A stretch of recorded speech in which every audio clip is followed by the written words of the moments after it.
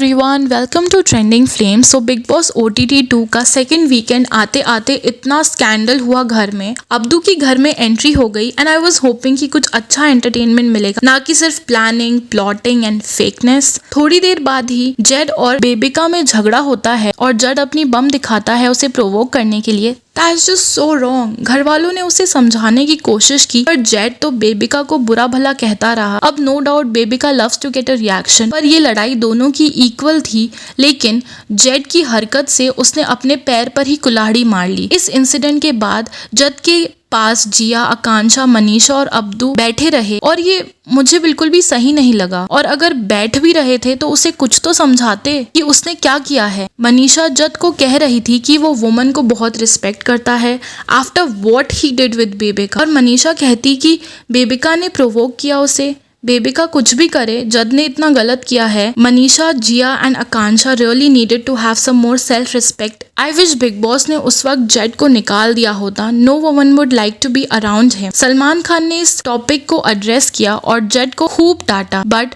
सलमान ने कहा कि जेड को ऐसा इंप्रेशन मिला कि लड़कियां उसे हक करती हैं और उसके साथ में कंफर्टेबल है, तो इट इज ओके कि वो उसे किस भी कर सकता। पर मुझे ये पूरी तरह से सही नहीं लगा, क्योंकि किसी को हक करना या कंफर्टेबल होने से ये इंप्रेशन नहीं मिलता। But of course it was mutual. फिर of course he addressed how Jad showed his bum, but उसमें भी सलमान सेड कि घर में सभी लोग रिस्पॉन्सिबल है for what Z did. But मुझे तो ये सही नहीं लगा, क्योंकि जेड कोई बच्चा तो नहीं है। इसमें सिर्फ जेड की गलती है अकॉर्डिंग टू मी, और उसे बहुत कम बोला इस चीज में। और पूजा ने राइटफुली एक दिन पहले कहा था कि अगर ये फुकरा इंसान ने किया होता तो फिर सारे घर वाले और सलमान उसके अगेंस्ट हो जाते, पर जेड को फेवरिज्म मिल रहा है। Z shouldn't be in the house. I know extreme लग सकता है, बट जेड ने जो किया वो भी बहुत एक्सट्रीम था। And Salman also said that India is a forgiving country and is a conservative country. तो इस इंसिडेंट का कंजर्वेटिव होने से क्या लेना देना। ये बिहेवियर किस कंट्री में एक्सेप्टेबल होगा, और उसका बिहेवियर इतना गलत था। एंड बेबिका हो या कोई भी वुमन हो, कोई भी ये डिजर्व नहीं करता। उसने अपोलोजाइज करते वक्त अपनी डॉटर का नाम लिया and it just look like कि वो सिंपैथी गेन करना चाह रहा है। बिकॉज अगर आपकी एक डॉटर भी है तो फिर तो आप ऐसा किसी के साथ कैसे कर सकते हो। सेकेंड वीकेंड का वार एपिसोड में अविनाश के डबल स्टैंडर्ड्स एक्सपोज किए। जिया से सुलह के बाद भी वो उसकी बुराई करता रहा एंड ही डिजर्व। सलमान ने उसकी जो वाट लगाई, क्योंकि वो ऑलवेज प्रिटेंड करता है जैसे वो कोई सुपीरियर है। हर कॉन्वर्सेशन में ओवर पावर करने का ट्राई करता है, इवन व्हेन कोई उसे नॉर्मली भी बात करने की कोशिश करता है। इस बार सलमान ने अभिषेक को सपोर्ट किया एंड ये देखकर उन्होंने जो फलक और पूजा को परवरिश वाला गलत कमेंट था उसके बारे में भी उन्होंने डांटा।